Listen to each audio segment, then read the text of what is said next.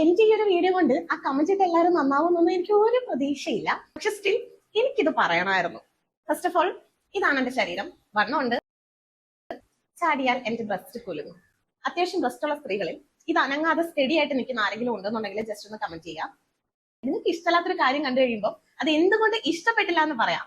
പക്ഷെ അതല്ലാണ്ട് ഒരു പെൺകുട്ടിയെ സെക്ഷലൈസ് ചെയ്തിട്ടുള്ള കമന്റ്സ് ഇട്ടോണ്ടോ അല്ലാന്നുണ്ടെങ്കിൽ അവളെ ബോഡി ഷെയിം ചെയ്തോണ്ട് ആ പെൺകുട്ടി കരഞ്ഞ് വീട്ടിലിരിക്കുമെന്നാണോ ചേട്ടന്മാരുടെയൊക്കെ വിചാരം? കുറെ നാളുകൾക്ക് മുന്നേ ആണെന്നുണ്ടെങ്കിൽ ഓഫ്കോഴ്സ് ഞാൻ ചിലപ്പോൾ ഒരു 1-2 മാസം വീട്ടിൽ കരഞ്ഞു പോയി വിളിച്ചിരുന്നേനെ. പക്ഷേ തെറ്റ് ചെയ്യാത്ത പക്ഷം നമ്മൾ ആരും കരഞ്ഞു പോയി വിളിച്ചിരിക്കേണ്ട ആവശ്യമില്ലല്ലോ. ഈ കമന്റ് ഇട്ടവന്മാര് ഒരു വിഷമവും ഒരു റിഗ്രറ്റും ഇല്ലാണ്ട് ഈ റോഡിൽ കൂടെ കണ്ട പെമ്പിള്ളാരുടെ ബ്രസ്റ്റ് നോക്കി പോകുമ്പോൾ ഇത് നേരെയായിട്ടുള്ള നമ്മൾ എന്തിനാ വീട്ടിൽ കരഞ്ഞു പോയി ഇരിക്കുന്നത്? ആൻഡ് ഇനിയും സന്തോഷം വന്നു കഴിഞ്ഞാല് എനിക്ക് തുള്ളിച്ചാടാൻ തോന്നിക്കഴിഞ്ഞാൽ ഞാൻ തുള്ളിച്ചാടും. ആൻഡ് നിങ്ങൾക്കത് കണ്ടിട്ട് അതിനെ സെക്ഷലൈസ്ഡ് ആയിട്ട് തോന്നുകയാണെന്നുണ്ടെങ്കിൽ അത് എന്റെ കുഴപ്പമല്ല.